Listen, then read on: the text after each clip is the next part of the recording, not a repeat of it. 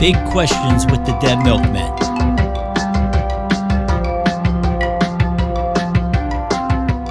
Welcome to Big Questions. We are going to discuss our memories of making or of first hearing the album Not Richard But Dick by the Dead Milkmen. I forget what number this one is. 7. At this point, both us and the crane stopped counting. A little backstory I'll begin with. In the beginning of 1993, we got bad news from our manager. Hollywood Records was not going to renew our contract after one album we did with them, Soul Rotation. I guess it didn't meet sales expectations, to say the least. Or maybe they spent all their money on what's his them, face? What's that? Oh, David Cassidy? They spent all his money on David Cassidy promoting an album. Oh no, that wasn't Hollywood Records. I'm sorry. No. It was David Cassidy was Enigma. Enigma, yeah. Okay. Enigma. That was that's what we blamed the demise of Enigma. That's when I tried to climb the they had that David Cassidy billboard, and I got fucked up and was going to climb it and just face it. And I guess I didn't have my climbing skills that night. But yeah, I almost went to jail defacing that. Yeah. Yeah, Hollywood Records decided, yeah, we're not worth it. They paid for Dave Madden to be at his signing and everything. Dave Madden was Mr. Kincaid, for those of you who are too young to even be watching this show. Oh, okay. Mr. Kincaid was that. That's funny. I did not know that. Also, in a meeting that we had early that year, when I guess our manager was typically planning out our touring schedule, some members of the band said, let's stay home, because we had been on tour for a lot. This is after, we toured most of the rest of we toured all of 92 on Soul Rotation and part of 93. Here we are. As a result, I decided to get a part-time job at this place called Beanie's coffee shop, which was only a couple doors away from the White Dog Cafe, which was underneath where Third Story was. So interesting. And who was buried at the who was buried at the White Dog? I don't know. Ira Einhorn's girlfriend. That's where her excuse me. Just mute me. I have a terrible cough. Yeah, her body was in a trunk behind the White Dog up on the Oh wow, interesting tidbit. I worked usually late nights. It was this coffee shop that sold sandwiches and pizza, bagels, and ice cream things and desserts that were bought from a bakery, stuff like that. And I worked in the kitchen area, but Dave got a job, I remember, at a chicken place. He called it the Chicken Shop or whatever. And I think that was Boston Chicken. Boston Market. It turned into Boston Market, but this was back. Okay. It was Boston Chicken, because it was just opening up. But I don't think he lasted a week at that job. But No. Chicken being one of the 2 or 3 foods that Dave was not allergic to. And I think at that point, maybe I got my job at the coffee shop at Borders Books and Music. I think you did, Dean. I think, in fact, you got your job. You got your coffee shop job before I got mine at Beanie's. But and I had my male modeling career. A peace of mind, because we didn't have any new money coming in, because our albums were out of print, as we blame David Cassidy on Enigma going out of business.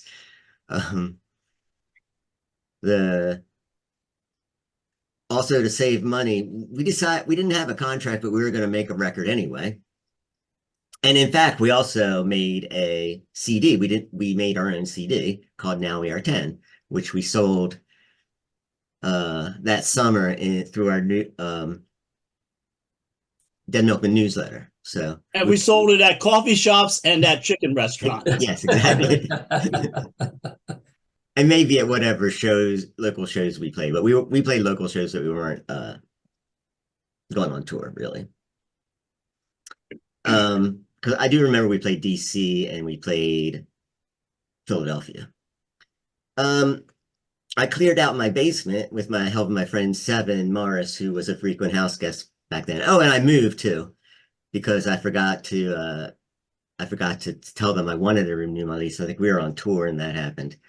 But anyway, I moved a block away, also to another UCH apartment. Why I don't University City understand. Housing. Is this the summer of 1993? Yes, exactly. And so I guess we had songs in the works and we wanted to get together and flesh them out. Um, so we did it in that basement instead. And there's a picture of it inside here. That's the basement at Buckingham Place. You didn't see it. Here, it's us. I don't know who took that picture. Was it George Moore or somebody or Maybe, yeah. Abraham Zapruder. anyways, I think we had 18 songs or so, and we taped them on the 4-track or 8-track. I think I borrowed my brother's 8-track actually, because mine got stolen on the tour. um, and made demos of each song, 18, maybe 19, including Shapes of Things, but that became part of Now We Are 10. It's a cover of Yardbirds. And we decided to winnow down the 18 by voting on them, and we had some kind of scheme where we voted for 4 or 5 of our favorites, and it became the 10 songs that we decided to record. I think Reckner, our manager David Reckner, shopped it around, and lo and behold, the offer he got, I think the only offer he got, was from Hollywood Records. So they re-signed us, but to a much lower budget, a much lower advance. So it was kind of like getting a demotion from Hollywood Records for another record. And we went to Boston to record it. I don't remember why we decided on that, but we did. Cheap, probably. We became friends with Phil Sullivan from our Metaphysical Graffiti tour, because he was the road manager for Cave Dogs. And that tour, we did the Amuck in America tour, and the Cave Dogs and Mojo Nixon were on that entire tour. And his friend John Lupfer had an opening. I think that's probably why we got in at Q Division. I think we spent maybe a week, 2 weekends, and a week in between, something like that. Does that sound right? Pretty quick. Yeah, it was pretty quick for us. And we co-produced it with John Luffer and did the 10 songs that way. Didn't record any fat or anything extra. It was just that. And came out in October 1993 to no critical acclaim. And unfortunately no sales, although we did tour for it. With the band Possum Dixon, we did a lot of touring. So that's my encapsulation of my memory. I remember specific things about songs, but I can get to that later on. I want to hear what Dan has to say. Yeah, so this would have been like in the summer 1993, I think, was when I first started listening to the Dead Milkmen albums. So and then I started getting the newsletter and heard about the mail order CD. So I sent $9 in an envelope with a letter, and I never got anything. And then I asked my mom if I could have a check for $9, and then I got a letter back with the CD because the check gets mailed better. But I got a CD player for my birthday that year. So then I got Now We Are 10. Was like, so I had everything except Not Richard But Dick, which I guess, like you said, Joe, it came out in October. So I didn't get it until December. I got it from We Three Records in Oxford Valley Mall. And what's funny is I had the receipt. I think I still do. And they had this machine. No refunds. They had a machine where you could like type in the band name and it would come up with all their albums, and it would print out a little thing and I found that too. It had a list of all your albums. so I would check it off when I had one or whatever. So this album, and it was a very snowy winter that year. I believe they had the blizzard of '93, unless maybe that was earlier in the year. But I remember this album, even to this day, if I listen to it, it reminds me of like snow, and being in my room a lot, and also like Woods, my cousin Woods, also hearing it for the first time, and we talked about it. We talked about how "Let's Get the Baby High" sounded like a Ween influence. We thought "I Dream of Jesus" was hilarious, still do. And yeah, there's so many great songs on this album. And then of course I find out that you had so many more that you didn't put on it. Those songs are amazing too. Just like Joe and I started a mail correspondence, and over time, I guess after you guys broke up, Joe was getting rid of everything Dead Milkmen related. It sent me all these like rarity tapes, and it had, what did he say? It was 8 songs, 8 or 9 songs. It was 8 or 9. Well, 8 songs that Shape of Things cover ended up on the Now We Are 10. Yeah, we did. We had 2 versions of Infant of Prague because we rewrote the music after the first music did not satisfy. And so another thing, maybe the final thing, say, I got the "Dick is Coming" shirt, and caused a lot of comments in school. Did it make you turn it inside out? I don't think any administrators ever said anything, just kids. The album has such a wintry feel that Joe is now dressed like he's summering Everest. Okay, is that it, Dan? Yeah. A couple of things I will mention. One is I remember getting a lot of criticism for it being a short album. But it's 10 songs, but we write short songs. But anyway, the other thing I would like to talk about is the title, Not Richard, but Dick. And the title comes from Phil Sullivan. We were at dinner one night, and he was telling us about this fellow who worked at the school up there, the Milton Academy. And he was like a groundskeeper. And he would introduce himself to people as Dick. And here I'm going to tell you his last name, Latch, Dick Latch. And he'd say, not Richard, but Dick. He wanted to be called Dick Latch. And so he would tell people that was his name, Dick Latch. And so we thought this was very funny. We were having dinner one night, and we decided that was the title for the album. And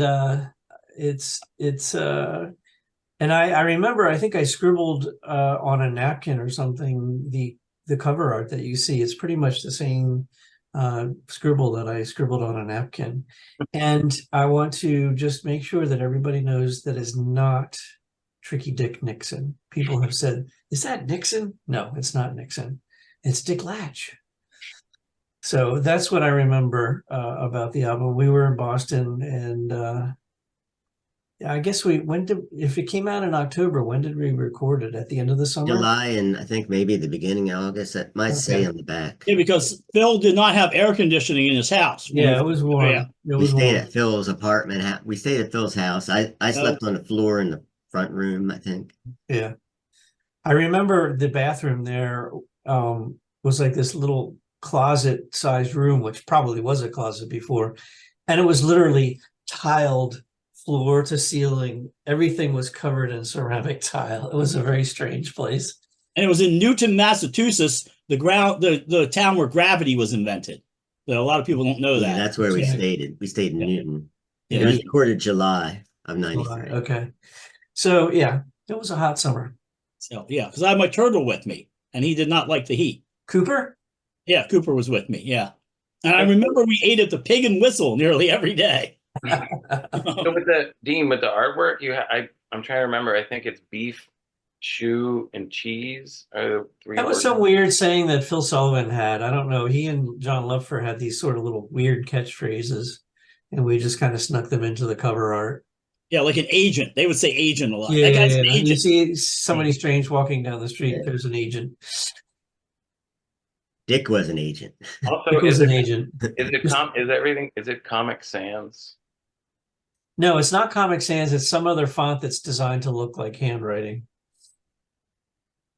Yeah, I don't think Bill Gates' wife, Comic Sans, didn't come along until Clippy came along. So I don't think Clippy, for real, that's real. No, I'm not joking. I'm sorry, just every time Yeah. I think about Clippy, I just Yeah, Clippy was helpful. I see you're writing a suicide letter. Let me make some suggestions. Didn't they come out with Clippy some was. weird We're going desktop called a little off Bob? topic. Clippy was invented by Bill Gates' wife, and Clippy didn't hang around a lot.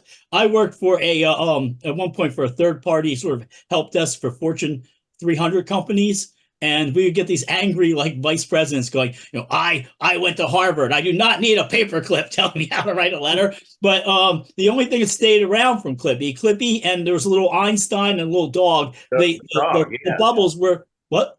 No, I was just thinking the dog. Yeah, because everybody would get mad at Clippy, so they were like, maybe they won't be mad at this cute puppy. But Yeah. no, we still got mad at the puppy. Well, that was the little bubbles were in Comic Sans. So that's where Comic Sans came from.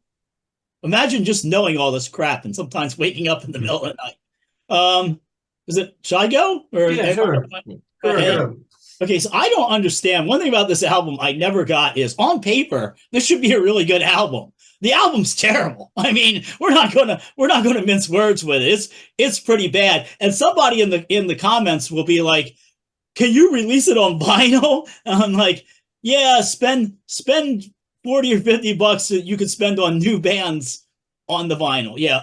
So it doesn't have all the problems that the album before it. And there's not like 1,000 like guest musicians showing up, which to me is always like, somebody when you're making Citizen Kane and going, you know what? I see this shot, but it needs an elephant and a guy juggling monkeys. There wasn't a lot. It was streamlined, which, and made on a cheaper budget, and we're sleeping on somebody's floor, which is the way I think albums should be made. It should be a lot better. I'm proud that it has some of, I think, the better lyrics that I ever wrote. I'm very proud of the lyrics I wrote for The Infant of Prague, Customized My Van. As some of you might get that Jesus built my hot rod joke, but others of you are probably afraid of the butthole surfers in ministry. And that was actually, there was a priest who used that song, the lyrics, to teach a class about the incorruptibles, saints who don't decay. So I was kind of proud that, I'm writing for the Catholic Church now. I Dream of Jesus. I was really happy with that because over the years, I've met a lot of people with crazy religious parents. And so I met people whose parents had these odd things like, thought they had a piece of the real cross and stuff like that. And there was supposed to be a video for it. People say, well, the original ending had the original song had a very downbeat ending where he opens up the bottle and of course nothing happens. And he has a new understanding of the world. It didn't work so well with the song. I wish I had written it that way. But in the video, Gina Davis is supposed to go to the prom with him, but it's just a mannequin. You see, he's completely lost it, and he believes that so that was supposed to be super scary. That never worked because we didn't have enough money, there was no video budget for this album, there's no budget at all, really. Let's get the Baby High. The thing I kind of like about that was the baby sample. I forget where we got the baby sample. The song title actually does come from, I was riding the bus one day and some woman said, I don't know, I don't think you should get your baby high. And I'm thinking, sound parenting advice there. So Hollywood Records made us ask us to change the title, and we did, and then we didn't either. We changed it to A Philadelphia Story. Sometimes we'll tell people we're going to do something, and then they'll find out that we're not going to do that. By the way, I took that cough out using tea and a cough drop. Let me see. Most of it. Oh, Nobody Falls Like. We should talk about that for a second.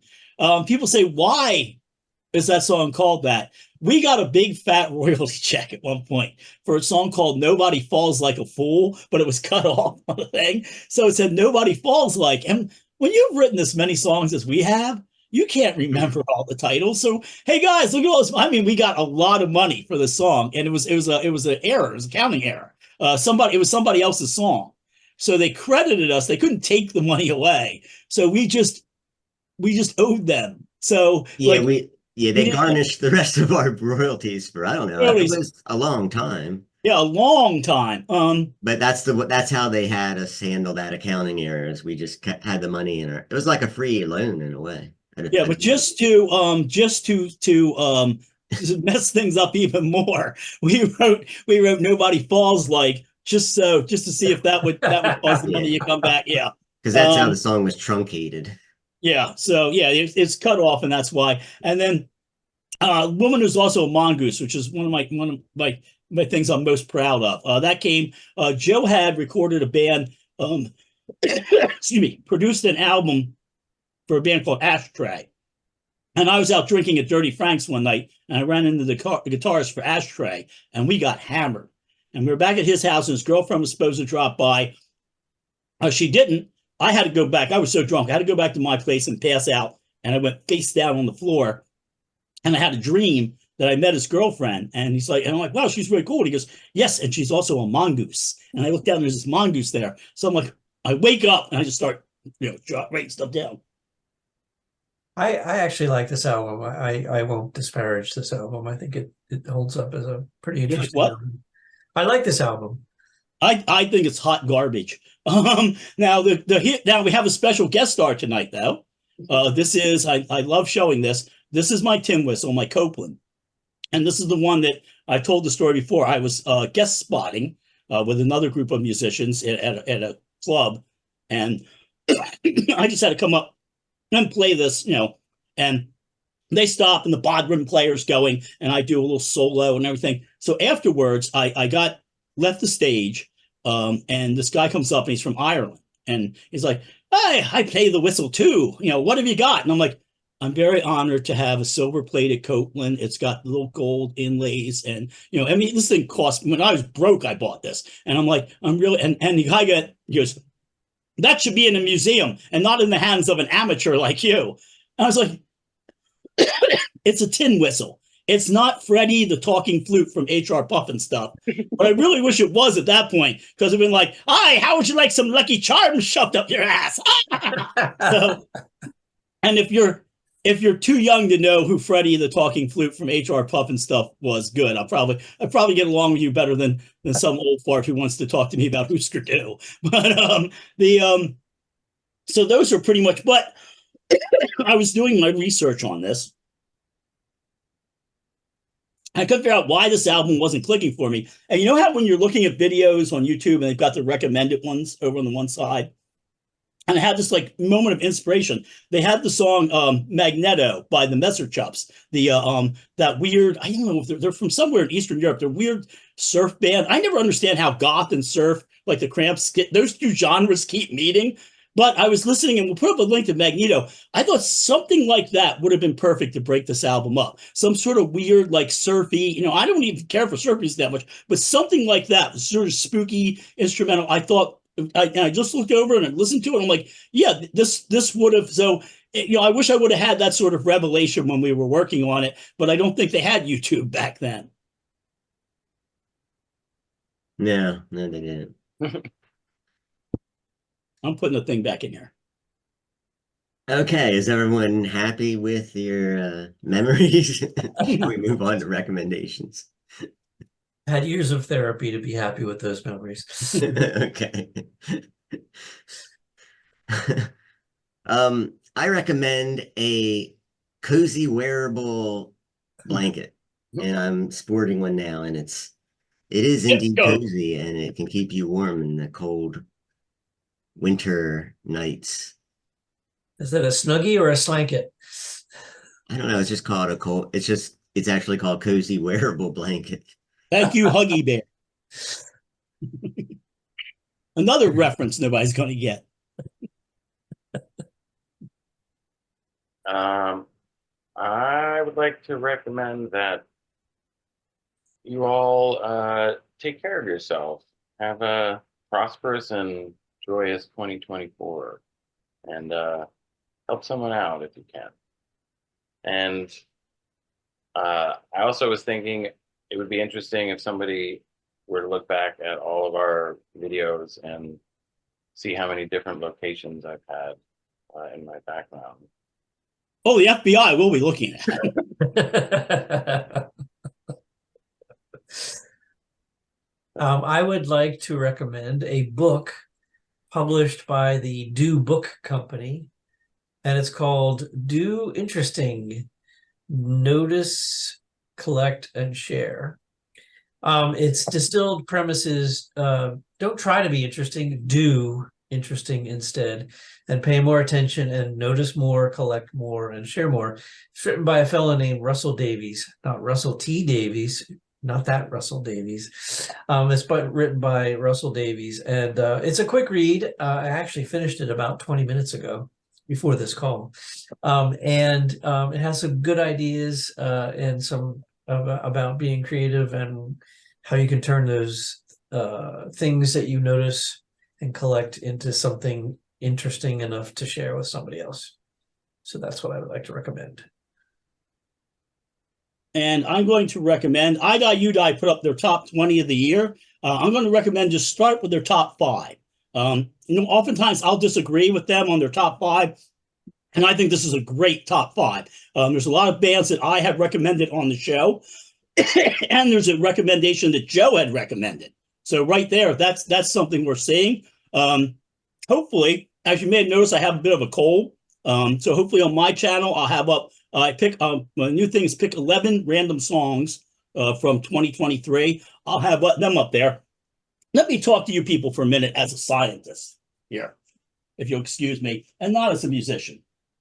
It's important that you people take a look at these new bands. Here's why. This is part of an experiment. I always see music as an experiment. And we are moving from phase to phase. Now, in phase 1, we had bands like Husker Du, the Meat Puppets, the Minutemen. That part of the experiment is over. And we'd like to thank all of you who participated. Some people, most of society, was in the placebo group. They listened to stuff like Journey while we were listening to Black Flag. Now we're all moving on. It's time. Don't be left in the placebo group. There are plenty of radio stations and publications that are supplying people with these sugar pills and in some cases sugar suppositories. Come with us. Don't be in the placebo group. Go check out the I.U.Die list. Spoiler alert, number 1, Stregabita from Lana Del Rey's, who we've mentioned on here. I don't think you'll mind it, but that's an album you should be familiar with. The placebo group doesn't know that album. So please, people, partake in the experiment. Don't be in the placebo group. Go back and check some of this out, and I'll send over a list of 11 songs that you can look into. I'm a scientist.